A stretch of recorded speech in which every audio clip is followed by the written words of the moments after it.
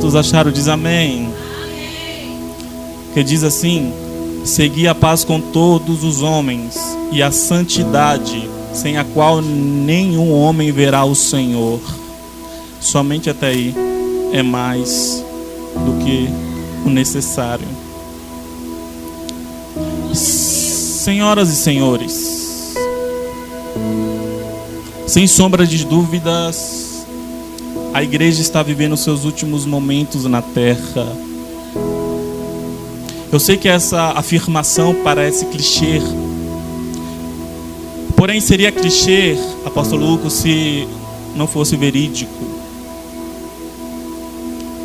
É bem notável que a igreja está passando os seus últimos dias na terra. E quando eu falo igreja, eu não estou falando desse templo, as quatro paredes. Quando eu falo igreja, eu não me refiro a este prédio que foi produzido por mãos humanas, produzido com blocos e cimento. Quando eu falo igreja, eu me refiro ao corpo de Cristo que somos nós. Nós estamos vivendo os últimos momentos aqui nessa terra, pois Jesus está às portas. A vinda de Jesus é iminente. Ele mesmo prometeu que ele voltaria para nos buscar. João, no capítulo de número 14, Jesus ele disse: não se turbe o vosso coração. Credes em Deus, credes também em mim. Na casa de meu pai há muitas moradas. Se não fosse assim, eu não teria vos dito: eu vou preparar o lugar. Quando eu ir e preparar o lugar, eu retornarei, glória a Deus por isso, e vos levarei, todos vocês, para que aonde eu estiver, vocês estejais também. É uma promessa que Jesus faz, a promessa de que retornaria para nos buscar, para estarmos com Ele. E nós bem sabemos que toda promessa que Jesus faz, Ele cumpre. Jesus não falha com a sua palavra. Jesus não mente. O que Ele fala, Ele cumpre. Nenhuma palavra e nenhuma promessa cai por terra. Nenhuma palavra que é liberada dos lábios de Jesus volta vazia. Toda promessa, Jesus cumpre. Lembra do Espírito Santo? Jesus disse: eu vou para o Pai, mas eu vos deixarei o outro Consolador, para que estejais convosco para sempre. O Espírito Santo. Atos capítulo de número 2. A promessa se cumpre. O Espírito desce sobre a vida dos discípulos.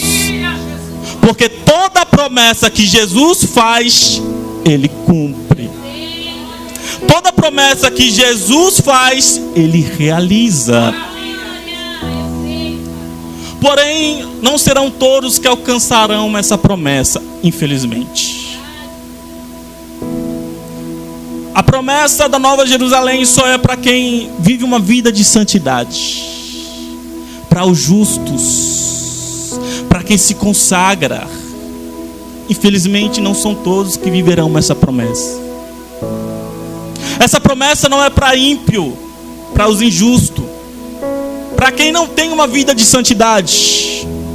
Pelo contrário, essa promessa que Jesus faz no capítulo 14 é uma promessa para quem leva uma vida de santidade.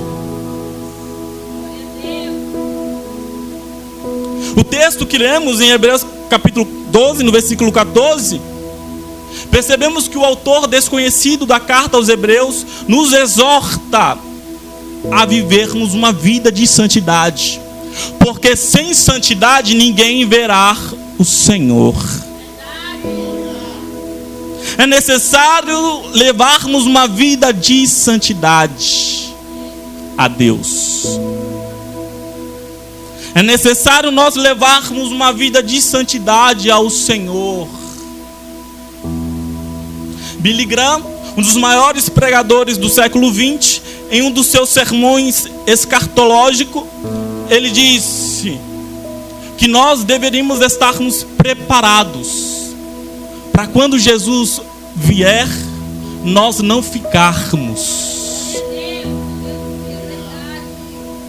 Porque levar uma vida de santidade, apóstolo Luco, é estarmos preparados para a volta de Jesus.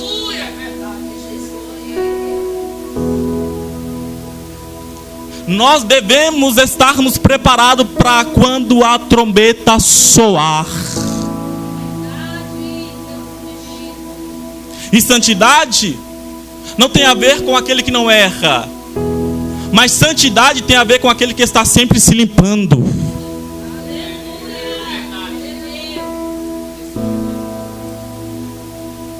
Santidade não tem a ver com aquele que não falha. Santidade tem a ver com aquele que está sempre se purificando. Por quê? Porque é perfeito só Jesus. Jesus foi o único que não pecou. Ele é pleno em sua santidade. Nós devemos buscar a santidade todos os dias, porque nós somos falhos, porque a nossa natureza é pecaminosa. Então a santidade significa estar sempre se purificando, porque nós somos pecadores. Jesus mesmo disse: aquele que não tem pecado que atire a primeira. Romanos capítulo de número 3, o apóstolo Paulo, ele disse: todos pecaram e todos foram destituídos da glória de Deus, ou seja, separados. A primeira epístola do apóstolo João, ele diz: aquele que não tem pecado, ou melhor dizendo, aquele que diz que não tem pecado é mentiroso e já mentiu, então cometeu o pecado da mentira. Porque todos nós somos pecadores, a nossa natureza é pecaminosa. É por essa razão que nós devemos levar uma vida de santidade ao Senhor, para quando Ele vier, nós estarmos preparados. E estar preparado significa ter uma vida no altar. Estar preparado significa levar uma vida de oração. Estar preparado significa sempre estar se consagrando ao Senhor. Estar preparado significa falar mais de Jesus e falar menos da vida alheia. Porque tem crente que vem para o culto, faz tudo menos adorar o Senhor. Vem para o culto, aí critica o cabelo da irmã, critica a maquiagem da irmã, o vestido, menos adora o Senhor. Então levar uma santidade significa levar uma vida de comunhão com Deus. A Bíblia diz: chegai-vos a Deus e Ele chegará a vós. Chegai-vos a Deus e Ele vos chegará a vós. Quando mais eu busco estar próximo de Deus, mais de Deus eu recebo. Vivemos em uma geração a qual muitos querem ser abençoadas por Deus, muitos querem ter a porta aberta, muitos querem ser abençoados pelo Senhor, receber vitória da parte de Deus, mas poucos querem o compromisso real com o Senhor. Não permanece fiel. A ausência de fidelidade torna nós ausente da promessa da Nova Jerusalém. Por essa razão que a Bíblia diz: ser fiel até a morte, e dar-te-ei a coroa da vida. Então, para recebermos essa promessa e sermos levados, quando a trombeta soar, é necessário nós estarmos preparados. Lembra da parábola que Jesus contou em Mateus capítulo de número 25, das 10 virgens? Foi citado aqui nesta noite. 10 virgens saiu ao encontro do noivo. 5 prudentes, 5 loucas. As prudentes levaram azeite consigo, porém as loucas não. Saíram ao encontro do esposo. Haveria festa de casamento. O noivo viria e celebraria o seu casamento com a sua noiva. As 10 virgens saem, porém só 5 saem preparadas. Olha a importância. 5 delas prudentes, elas saem com azeite de reserva. Por quê? São prudentes.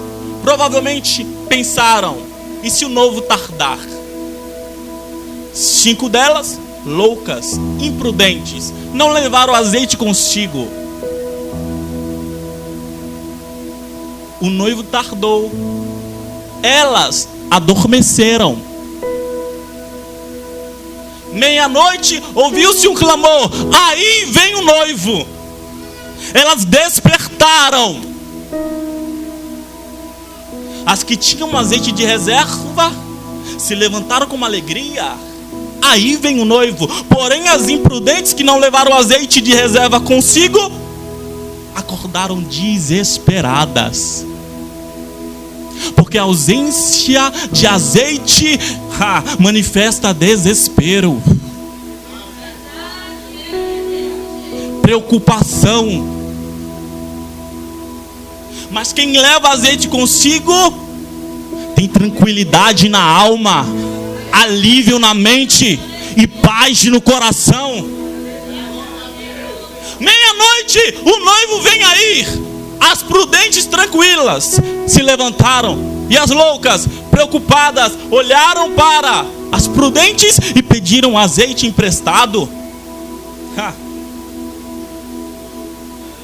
Se elas pudessem emprestar, talvez emprestaria, mas ficariam sem. Se eu emprestar do meu azeite, eu não entro. É por essa razão que eu trouxe azeite de reserva comigo, para não ficar do lado de fora. Eu estou sentindo a graça de Deus neste ambiente. Se eu emprestar o meu azeite, eu não entro e não participo da festa. É por essa razão que eu já trouxe azeite de reserva. Aí vem o noivo. Aí as loucas pedem. As prudentes respondem dizendo: não tem como. Vai ver se alguém está vendendo para vocês comprar. As loucas saem. As imprudentes saem. Procura alguém que esteja vendendo azeite. Só que quando elas saem, quem é que chega? O noivo. O noivo chega, entra. As prudentes também entram, participam da festa de casamento. Quando a porta já estava fechada, quem é que chega? Quem é que chega?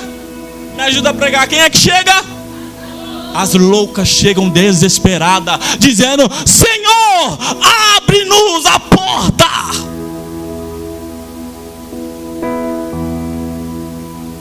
Elas batem na porta, elas gritam. O noivo ouve a porta bater, os gritos da louca lá fora, e responde dizendo: eu não vos conheço.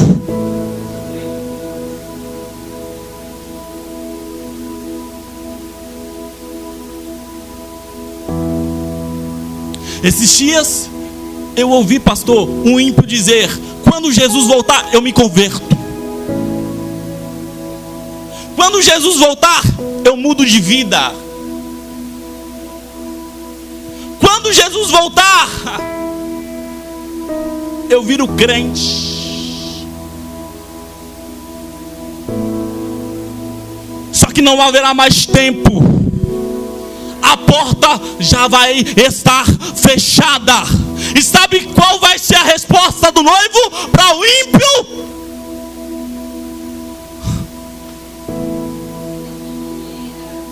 Eu não vos conheço.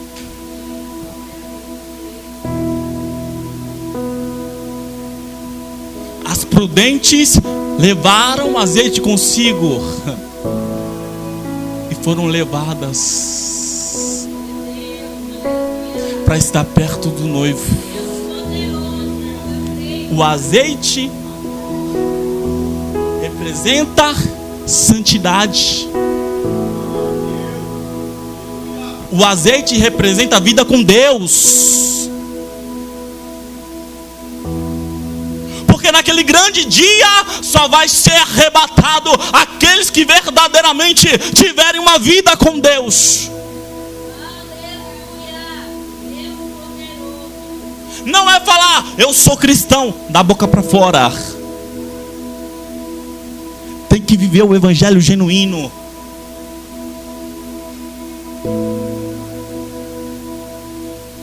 Eu sou crente, eu oro o Pai Nosso, mas a vida está toda bagunçada. Eu sou crente, eu vou ser salvo, eu oro o Salmo 91, mas estar no caminho lá.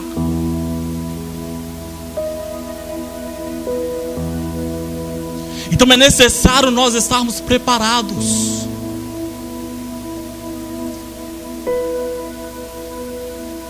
Não sabemos nem a hora e nem o dia. Jesus mesmo disse: portanto, ninguém sabe, nem os anjos do céu, nem os homens, somente o Pai. Mas a volta do Filho do Homem é iminente. Jesus mesmo disse que será como foi no dia de Noé, antes do dilúvio. Por quê? Porque todos comiam, bebiam, casavam e davam em casamento até o dia em que Noé entrou na arca. Noé entra na arca, vem o dilúvio, e a única família que foi salva foi a de Noé. Guardava princípios, guardava as palavras do Senhor, obedecia a Deus. Porém aqueles que duvidaram permaneceram e foram levadas no dilúvio. Permaneceram e foram levados.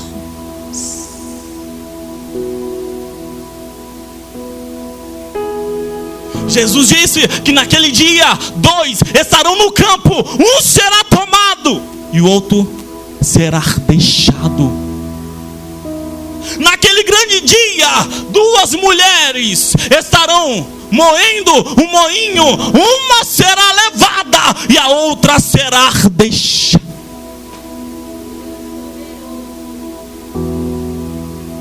Jesus disse: a volta do Filho do Homem será como um ladrão. Como assim, pregador? O ladrão não avisa que vai roubar.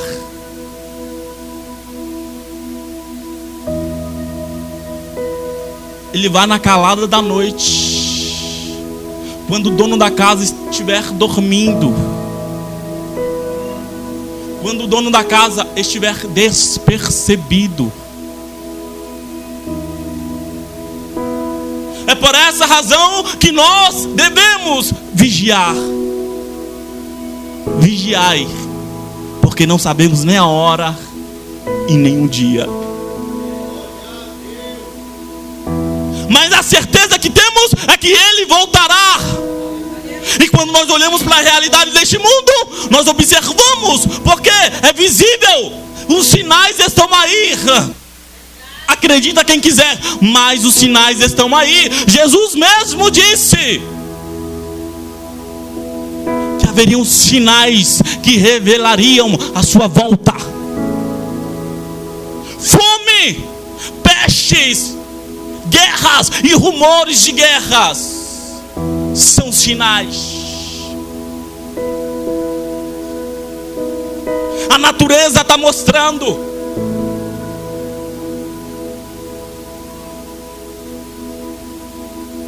O mundo está mostrando.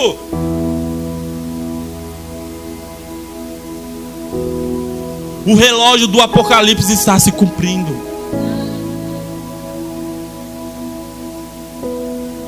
Jesus disse Quando você olhar para a figueira, você vai conseguir descobrir se estamos no verão pelas suas folhas. Vou repetir para que você entenda. Jesus disse: para você saber que estamos no verão, você olha para as figueiras.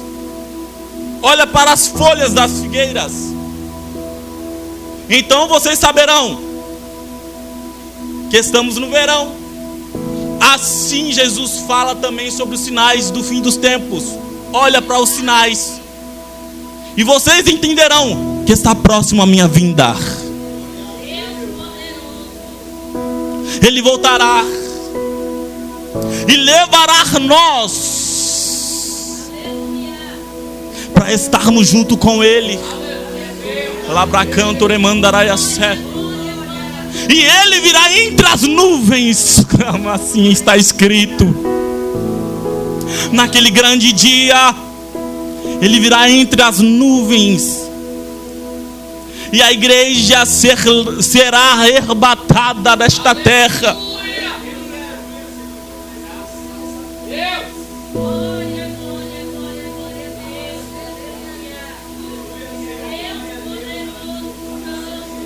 Senhoras e senhores, enquanto Jesus esteve aqui na terra, Jesus andou sobre a terra. O pó da terra batia nos pés de Jesus. Enquanto Jesus estava na terra, Ele passeou de barco, ia para um lado, ia para outro. Enquanto Jesus estava na terra, Ele andou até sobre as águas, tá, Luane? Ele descia do monte e ia ao encontro dos discípulos, andando por sobre as águas. Até alpinista Jesus foi, praticou alpinismo. Subia monte, descia monte, subia monte, ensinava, doutrinava, descia monte. Mas naquele grande dia, Ele virá entre as nuvens. Tem alguém que acredita nessa palavra? Será que eu estou sozinho nesta noite? Se você acredita que Cristo está voltando, levanta a tua mão, abra a tua boca e faça o barulho que o diabo não gosta. Rabacanto remandaraiassé. Ele prometeu e Ele vai cumprir. Jesus está voltando. Quem acredita nisso? Duas pessoas acreditam. Quem acredita nessa palavra? É muita profecia para boca a mão levantada. Jesus está às portas e a igreja será arrebatada.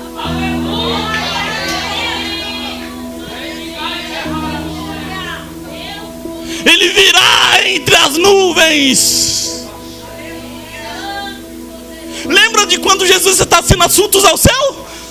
Que a Bíblia diz que Ele está sendo assuntos ao céu. Ele está sendo elevado às alturas. Aí os discípulos começam a observar essa cena maravilhosa, né, minha irmã? Jesus sendo elevado às alturas e as nuvens ocultando Jesus. Aí os discípulos estão olhando para o céu, admirando aquela imagem, admirando a glória, admirando Jesus sendo assuntos ao céu. Aí 2 anjos estavam ali na terra, observando os discípulos olhar para o céu. Aí os anjos dizem: homens galileus, por que vocês estão olhando para cima? Esse Jesus que você acaba de ver subir e sumir entre as nuvens, voltará da mesma maneira.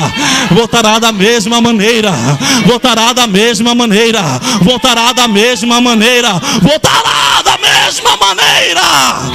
Nas nuvens Ele se ocultou e entre as nuvens Ele voltará.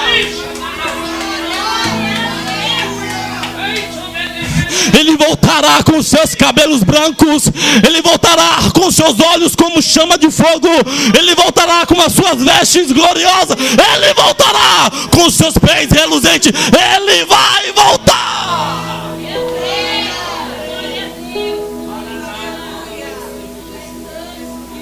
É uma verdade.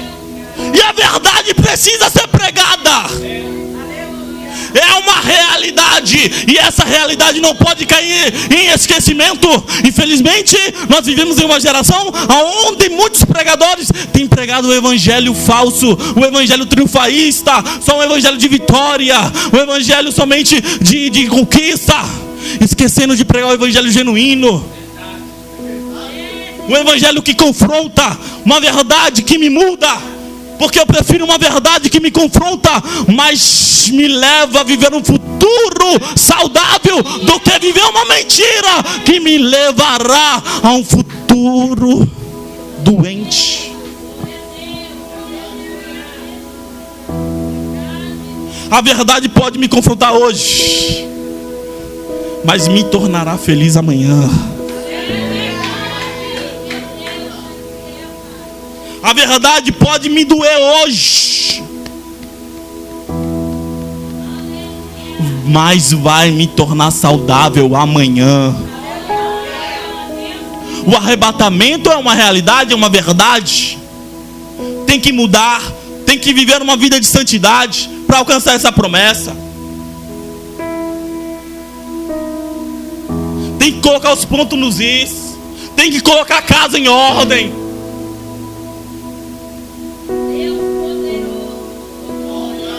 Muitos querem ter a porta aberta, mas não querem ter o coração aberto para a palavra.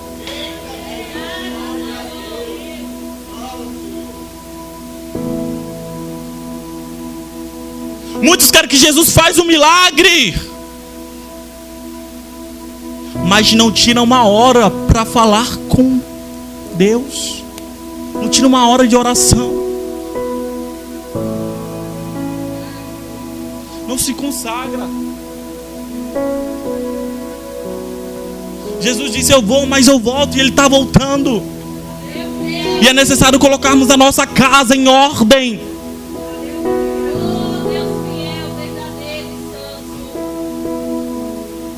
Apocalipse capítulo de número 1. Jesus disse: eu sou o Alfa e o Ômega, o princípio e o fim, aquele que era, aquele que é e aquele que há de vir.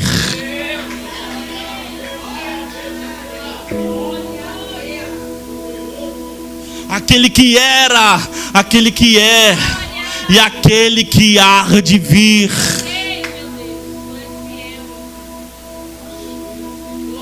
O apóstolo Paulo disse na carta de 1 Tessalonicenses, olha o que ele disse: que quando o Senhor voltar, os mortos ressuscitarão primeiro, e nós que permanecemos vivos seremos levados juntamente, e com Ele nos encontraremos nos altos.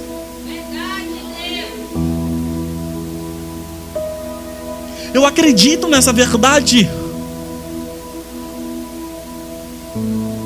Infelizmente, hoje em dia nós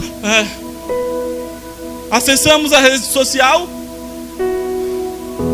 e as mensagens são mensagens de debate. Pastores debatendo acerca da grande tribulação. Ah, Jesus volta antes. Ah, Jesus volta no meio. Ah, Jesus volta após.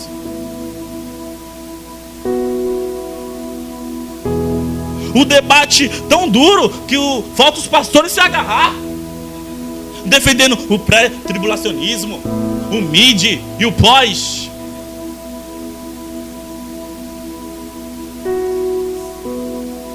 Se Jesus vai voltar antes, no meio ou depois, eu não sei.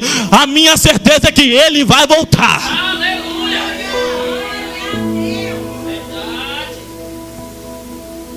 Ele vai voltar.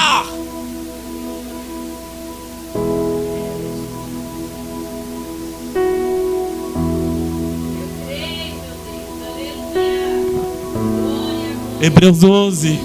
Segui a paz com todos e a santificação, sem a qual ninguém verá o Senhor. Viver em santidade é uma exigência, bispa, para quem quer ver o Senhor.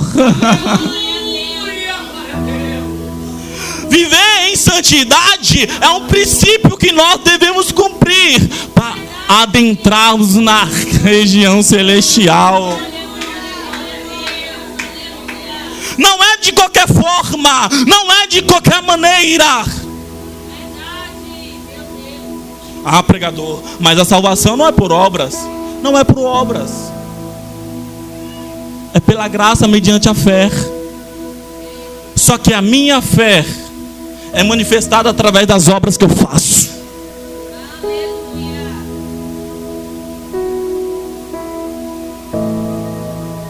Eu creio em Jesus. Eu creio no Evangelho.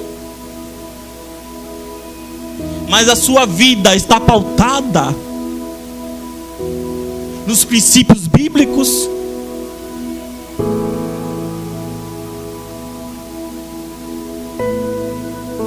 Eu sei que a mensagem do arrebatamento é uma mensagem dura, e pouca pessoa dá glória a Deus em uma mensagem que é dura.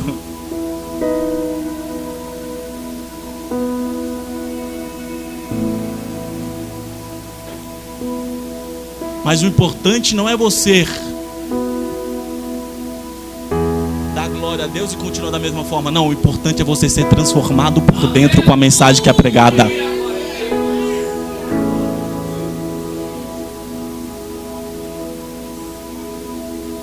Para mim o importante não é você entrar aqui, levantar a mão e dar glória a Deus em todo o tempo. Não, não. O meu desejo é que você receba a mensagem, guarda no coração e saia daqui com o pensamento transformado.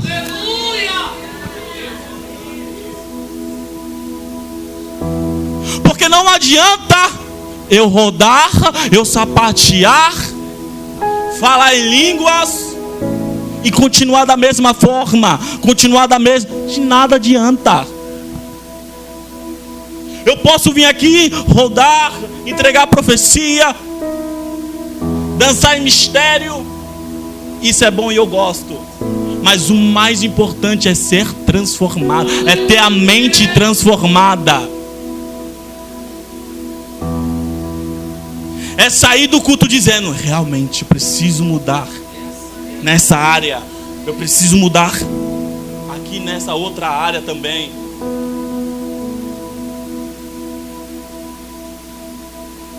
Existem pessoas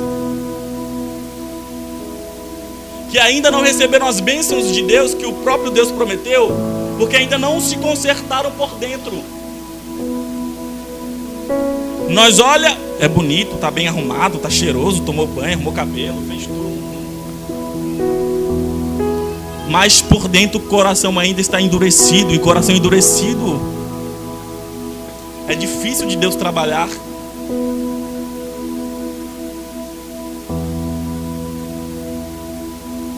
Para Zaqueu receber Jesus em sua casa, foi necessário ele subir em cima de uma figueira, porque a sua ação revelou o desejo de ter Jesus perto dele.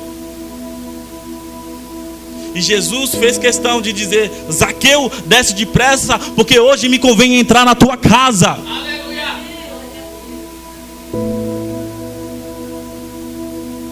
E muitos de nós precisamos abrir o nosso coração para receber Jesus em nossa vida. Meu Deus.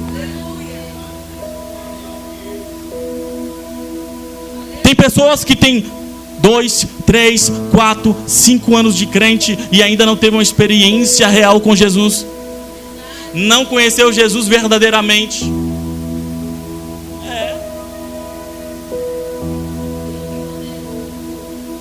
Tem crente que tem 20 anos e ainda não teve um relacionamento, não conheceu Jesus verdadeiramente.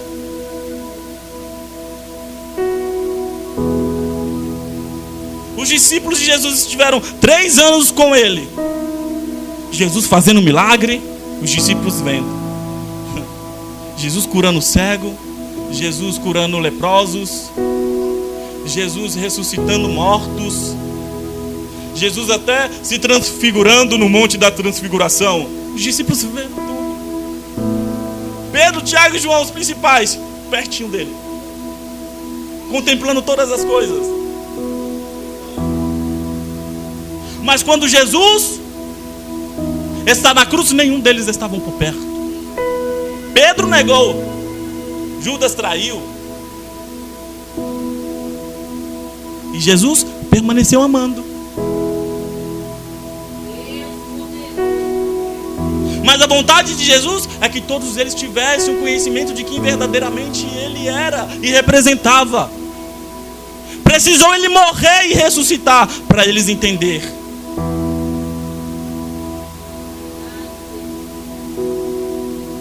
Porque no momento de maior sofrimento de Jesus, os discípulos viraram as costas,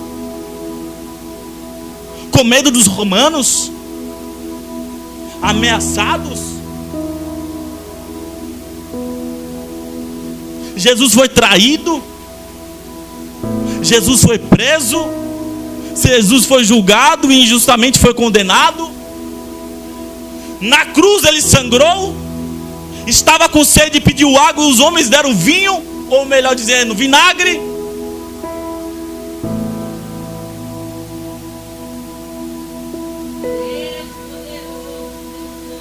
Mas tudo isso aconteceu para que se cumprisse o propósito e nós recebemos a salvação. Ele sofreu na cruz, ele morreu na cruz, só que a palavra do Senhor diz que ele venceu a morte, desceu no mais profundo do abismo, tomou a chave do inferno, ele ressuscitou. E depois de 40 dias, ele foi assunto ao céu. E decidiu retornar para nos buscar. Quem acredita que Jesus está voltando? Quem acredita? Se você acredita, abra a tua boca e adora Jesus nessa noite.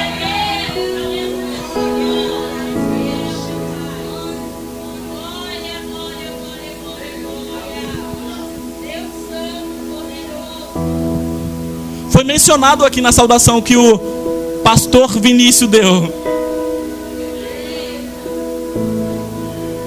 Ele disse: existem muitos que escolhem um caminho largo, mas o fim deles é tristeza, dor. Porque existe caminho que para o homem parece perfeito, mas o fim dele é morte, é destruição, é tristeza e lágrimas. Mas também existe o caminho estreito, que poucos desejam passar por ele. A porta é estreita, é difícil o acesso, mas, porém, entretanto e todavia, vai me conduzir à salvação. Então, eu prefiro passar pelo caminho estreito, com dificuldade, mas receber minha salvação, do que caminhar de forma tranquila e perder minha salvação.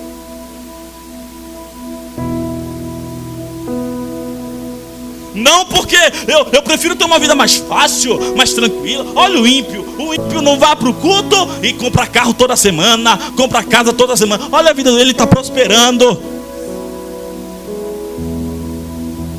Cuidado com as comparações. Jesus disse: quem quiser salvar a sua vida, perdê-la-á.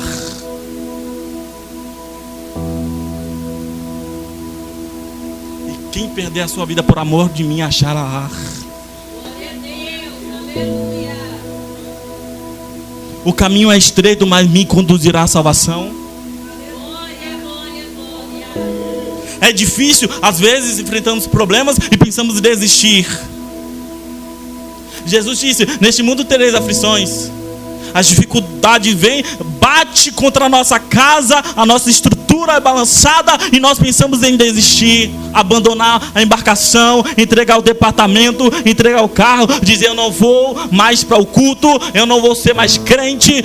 Eu sei, é difícil. Às vezes pensamos em parar, às vezes pensamos em desistir.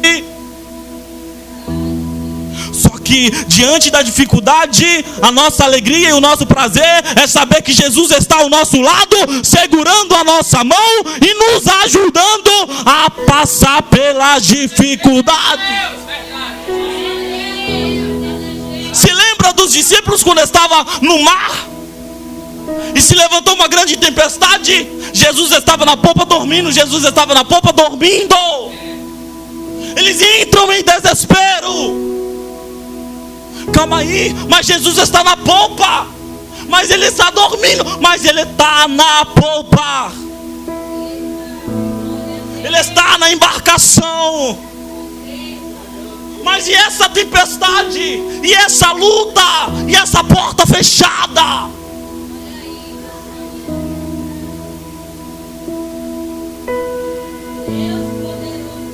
Homens de pequena fé.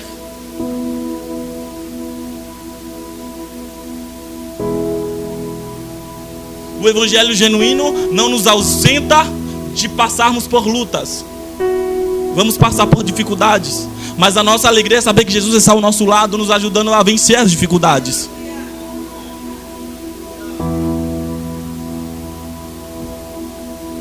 O evangelho genuíno não nos ausenta de trabalharmos duro. Tem que colocar a mão no arado, tem que fazer a obra.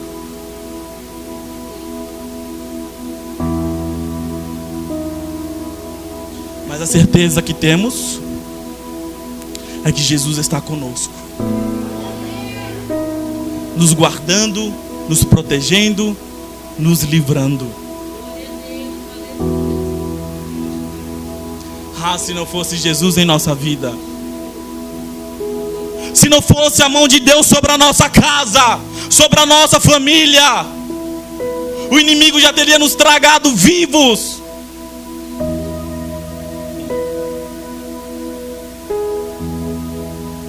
Mas por amor a mim, por amor a você, por amor a nós,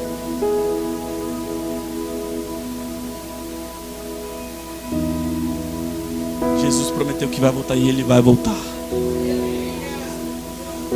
Você pode se colocar de pé, por gentileza?